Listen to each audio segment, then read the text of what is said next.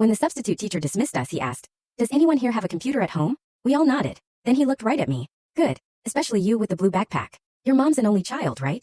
I froze. How could he know that? He handed out USB drives to everyone, but when I came up he didn't give me one right away. Instead he grabbed my wrist, feeling my pulse like he was checking if I was real. "Make sure yours goes in the computer in your mom's bedroom tonight." But we didn't have a computer in her room. He leaned close enough for me to smell his cologne, familiar somehow, and whispered, "Tell her Robert says hi." Nobody had ever mentioned a Robert before, but the way he said it made my skin crawl. When school ended, my mom was already waiting in the parking lot with the car running. That never happened. She hung up her phone as soon as I got in and asked how school was. Her voice was too high, too careful. I showed her the USB. The substitute gave us these.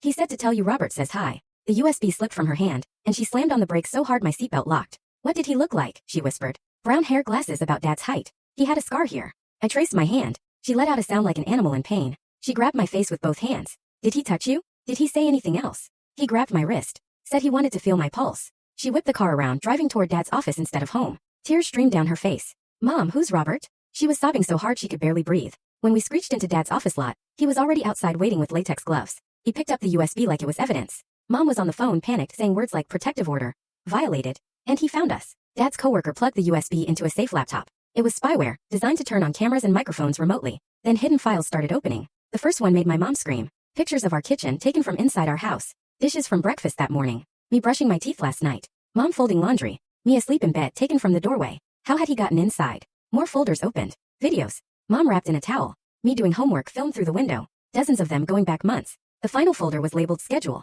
It listed everything. Dad's travel dates, my soccer practice, even the times our neighbor walked her dog. Then the police called back. The substitute had disappeared from school.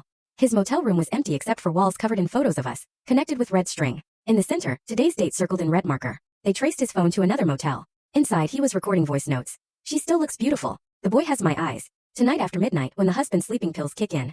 The room was worse than the first. Our family photos enlarged poster size. Dad's face scratched out and replaced with his own. Mom's missing shoes, coffee cups with her lipstick, even bags of her hair labeled like trophies. His journal detailed everything, our alarm code, Dad's medication, practice breaking into our house. He'd already been inside at least 3 times. The last entry. "Today I make contact. Tonight I bring them home." Robert was my mom's ex-husband. She had escaped him before I was born and thought we were safe. But last month she'd used an old email from my school newsletter. He'd been watching it for years. The cologne I recognized? From old photos of him Mom had hidden away. That night, police caught him outside our house with rope and a knife. He'd written only one thing.